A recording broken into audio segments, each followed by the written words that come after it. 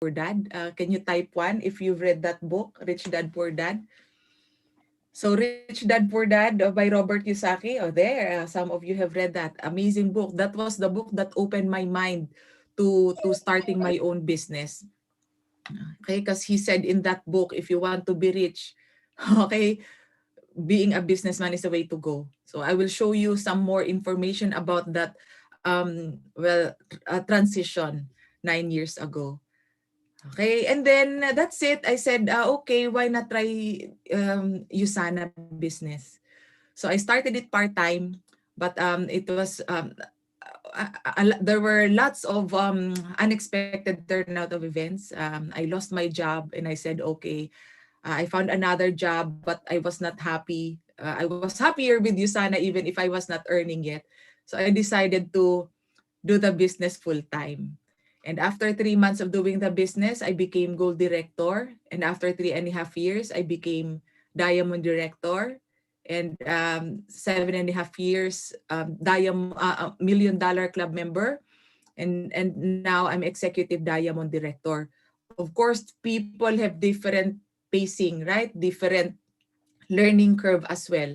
So don't compare yourself to me or to any other people who are more successful than you. Okay, compare yourself to who you were yesterday. As long as you keep improving at even just 1% every day, you'll be a totally different person after 1 year with a totally, upgraded skill set and mindset. And eventually you will see, wow, my goodness, you're already making bigger income in your USANA business, and you're expanding not just in UK but in different parts of the world. So that's my background. That's a little bit of an ad-lib while we're waiting for other people to come in. Wow. So when I started talking, we were 40. Now we're 86. So that's it. I'm ready to share my slides. And by the way, hopefully we will have some time after my talk to have a little question and answer portion. So just type your questions in the chat box, or you can actually reserve that to the end and you can ask me personally. But right now, I've disabled your ability to unmute yourselves because I get easily distracted when I'm talking and somebody pressed unmute by accident. So I muted you. Okay. So wait, I'll just share my screen.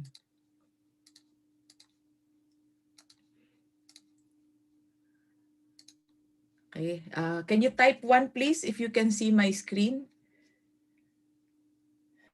Okay, thank you so much. So there. Once again, I'm Clarissa. And I just want to share with you my passion, my love for network marketing. If you were here early on and you heard my story, I was very, very, very, very negative when it came to network marketing. Okay, because like I said, I was ignorant, I was misinformed, I believed in what other people said about network marketing when in fact they were also ignorant and misinformed. But now, after 9 years of doing the business, after reading many books about business success and also about network marketing, I have come to the conclusion that this is the best profession in the world. Of course, that's my opinion, and also that's the opinion of many network marketers as well.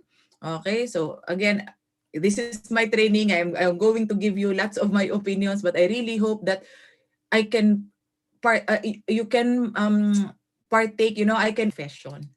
Okay? So I just want to share with you the old plan, the 20th century plan that I heard so many times growing up. The old plan was that you go to school, you study hard, you get good grades, and then you work in a reputable company, you work hard, and then you get promoted so that you will get bigger and bigger income, and with that you will get your dreams. You will be rich. Right? So have you heard of this plan before, or is it only in the Philippines?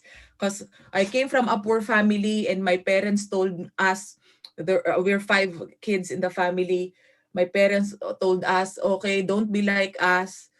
Okay, we want you to have a better future, so study harder and be in a multinational company. So I did exactly that. Okay, some of you were also You also heard that? Okay. So I did exactly that. Like I said, I finished 2 university degrees. 19 years old before I finished my first university degree. All of the dreams that I listed down, none of them came true. I said in the list, at 26 years old, I would already have lots and lots of money in the savings, investments. I will have my properties. I will have nice cars. I will have to travel the world. I will have my own family. I'm helping so many people. You know what? I never did any of that at 31 years old. And I said, I think I've been very hardworking. I think I've been a very good person. But how come, life is really such a big struggle? And I realized there are so many people like me as well. Even my boss and my boss's boss. There are so many people I realized who've been working for 20 years or even 40 years or even 50 years and they're still struggling. And I said, maybe that's where I'm heading as well. So I need to do something about it, right? Because at that time, after 11 years, I realized that was me. Yeah, instead of achieving my dreams, I was really burned out. I was broke. I had no self-esteem because at that time, at 31 years old, I was supposed to get married as well. But 2 weeks before the wedding, my fiancé backed out. He left me. So all my savings were gone because, of course, I spent it on the wedding that did not happen. And after 6 months, I lost my job. So can you imagine how devastated I was back then? Okay. But that was also the turning point of my life. Because after my fiance left me, okay, I read the book Rich Dad Poor Dad, and then I saw USANA. And after 6 months, I joined the USANA business. Okay. And my life has really changed. Now, I realized it's not really just me who had that life. Okay. And I see here some of your messages, right, that you can relate to my story. Right? Despite all the hard work, all the academic achievement, I was still living paycheck to paycheck. And back then, when I was still a computer programmer, I experienced having my first credit card. And that's when I had lots and lots of credit card debt. And even with the salary, even with the promotion, I still had no savings, because everything went to, day-to-day expenses and paying for the debt. And of course, lots of people also experience, paying lots of taxes and other in the Philippines we have to pay for our health insurance as well. We had to pay for our pension fund as well that didn't pay that much. So what are we going to be left with at the end of the month? So that's what I experienced until I was 31 years old. Okay. And then, to tell you honestly, before I went to the UK, I thought to myself, oh, it will be different in the UK. Because, of course, here it's a first world country, right? The people have more buying power. People are rich here. People are living their dreams. That's what I thought too. But I looked at the numbers, okay? There are still so many people that I talk to. Of course, I don't want to offend anyone. I just want to share with you what I realized. Because no matter how hard I worked, I was still, you know, not getting what I wanted. So when I read the book, The Dip by Seth Godin, I'm not sure if you read that book. He mentioned something about cul-de-sac. So he said that's being in a situation where you can't see that you're going anywhere, no matter how hard you work, right? So nothing has changed. So I realized that a lot of people that I've talked to here in UK and also in other first world countries, they're also in that situation. I said, I thought it was just in the Philippines. Okay, I thought it was just in poor countries like the Philippines, right? But no. Okay, I realized, wow, here in UK, yes, there's more income. Okay, average of 30,800 pounds a year after taxes and benefits. That's the average. Okay, for a household per year according to the government. Okay, ons.gov. But also, the average expenses every year is 30,451, right, here in UK. So if you subtract that, the average family income versus the expenses, a lot of families are left only with 348 pounds per year. So I said, wow, it's not just in the Philippines, right? So many people are really struggling to achieve their dreams, because how can you achieve your dreams if you're only left with 348 pounds per year? How can you get your dream of early retirement with luxurious lifestyle? How can you get your dream of having your dream house that you pay for earlier? Not spend your whole life just paying for a house that it's not even your dream house, right? So I said, wow, okay, but what if you are earning more than the average? Okay, because the average net income here in UK is 30,600. Let's just say the gross of that income is 40,000. I use the income calculator here in UK. What if you or your family, if you and your spouse or your significant other, your combined income is 40,000 pounds? Would you be better off than majority? Because I'm a very, very curious person, and I look at the numbers. I don't just listen to what other people say. I look at the numbers, because numbers don't lie. And this is what I saw. Okay, so this is from Daily Mail, and this article featured different families here in UK. Again, I don't want to offend anyone. I just want to show you, to share with you my realizations. So this family has a combined income of 51,000 pounds per year. Okay, but less the expenses, they're left with 167 pounds. Okay, 167 pounds. What if you're earning more than that, 56,000 pounds? They're left with 4 pounds per month. Okay, can you reach financial freedom and time freedom if you're left with 4 pounds? What if you're earning more than that, 57,000? This family has 615 pounds overspend, negative 615. They're in debt, right? So she said here, despite our seemingly healthy incomes, we have no savings, no pensions, 10,000 pounds of credit card debt, and we are constantly down to our last penny, right? Or if you're earning more than that, 65,000 pounds, left over is 44 pounds. What did the lady say? When emergencies strike, we have to borrow money from our families. For hardworking professional people in our 30s, going cup in hand to our parents is nothing short of humiliating. So I realized, wow, it's not just me who experienced this. Okay, and Maricar also shared here. Thank you for sharing. She said, we used to earn almost 100,000 pounds combined, but still no savings. So this is really the sad reality. Thank you for sharing that. Thank you for your authenticity. Okay, so this is what I realized. If you're left with that and sometimes negative, how can you save? Right? It's very important to save. I think it was last year or 2 years ago when I conducted a financial literacy training for the UK team. Okay, because before I didn't know anything about money. I didn't know how to save, invest, or what's the importance of all of that. It's very important that we save, right? For emergencies and for old age. Because if you don't save for old age, of course, when you stop working, it doesn't mean that your bills stop coming, right? So you need to be able to pay for your retirement as well, right? But how can you do that if you're not saving enough because you're not earning enough? Many people here in the UK do not have savings. In the Philippines, much more so. In the Philippines, there are so many people who don't even have a bank account. Right? But here in UK, it's astonishing. A third of Brits have less than 600 pounds in savings, and 1 in 10 have no savings at all. Right? 1 in 10 have no savings. Right? Over 16 million people in the UK have savings less than 100 pounds.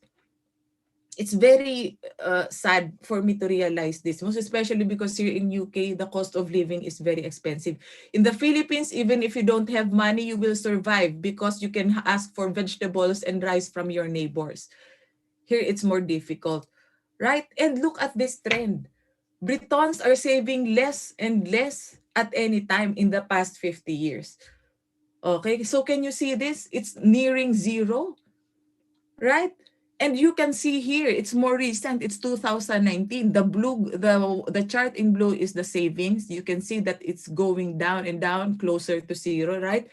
Whereas the red one is the interest rate. So even if you put your money in the bank, it won't really grow that much because look at the interest rate. It's closer to zero, right? Plus the inflation, right? So you really, really need to save more. Okay? So my question for you is this. With that reality of having very little left at the end of the month or at the end of the year and not being able to save even for emergencies and for old age, how are you prepared for what's inevitable, which is your retirement? When do you want to retire? Do you want to work forever, or do you want to work until you can walk, you're capable, or do you want to special needs? Another question for you is this. If something happens, knock on wood, something happens to you or your work or your ability to work, and you stop working 5 to 10 years from now, how much income will you still be receiving? Will you still be receiving income, or will you be panicking because you're not getting any source of income anymore? Can you afford to retire early? And if you can afford to retire early, for example, and because you were able to save, how long will your retirement money last? In the Philippines, for example, 1 out of 10 people save for retirement. And those who save for retirement only save for up to 2 to 3 years.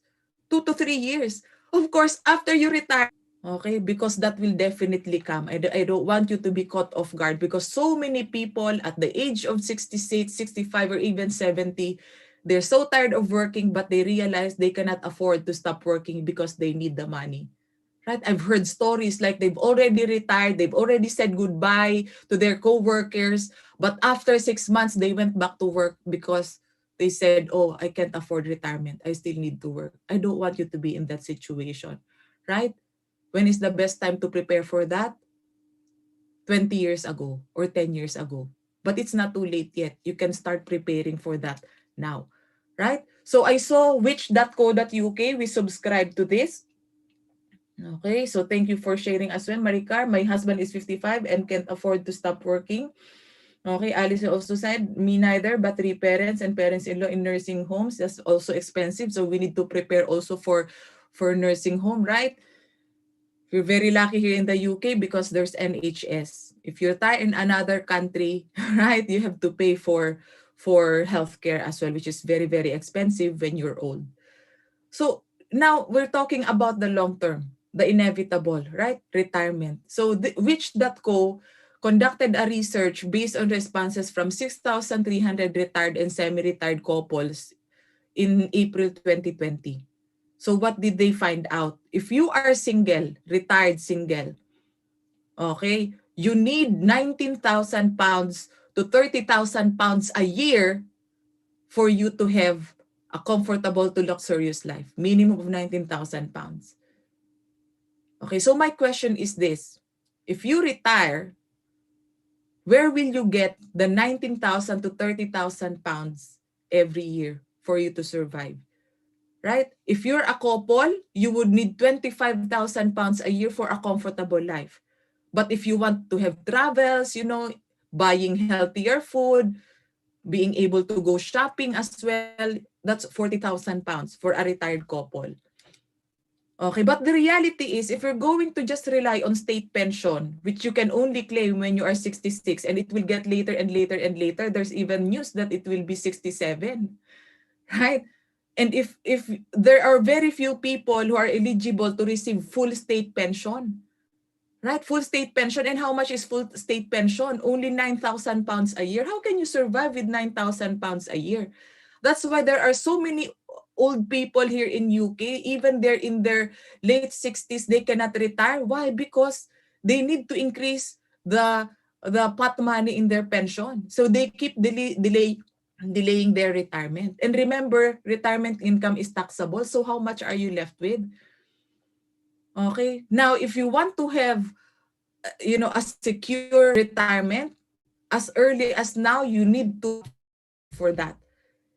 And which has estimated that you would need, okay, you would need at least 169,000 for a single person to 262,500 pension savings. But if you're a couple, you would need a minimum of 456,000 to 718,000 if you're a couple, right? So I know you know your savings situation right now. You know how much you have invested. Okay? So are you prepared for this? If not, what are you going to do about it now that you have learned it? Okay? Don't be like the ordinary people who don't even know these numbers. Okay? Ignorance is not an excuse because no matter how much you don't know about it, it's the reality. Right? You need to prepare for it. Right? So, how do you have more money? One is spend less, but of course you cannot get rich by just spending less on food, on electricity, right? But it will help you to have lesser debt if you spend less on shopping, other credit card debt, right? And next is to increase your income and financial literacy, right? Because even if you grow your income tenfold, if you don't know how to handle money, you will be left with nothing. It's not really about how much you earn, but how much you save and invest. There are so many people who suddenly become rich, right? Lotto winners, I don't know, actors, actresses who did not know how to handle their money, and then suddenly they're broke.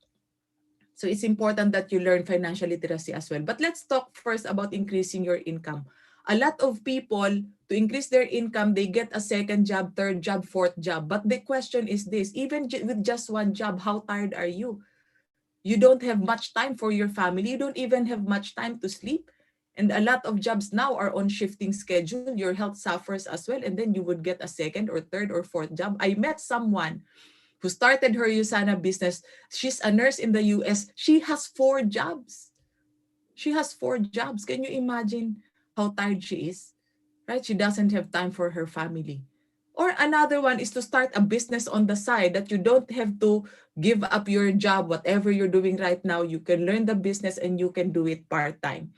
And of course, this is what we're doing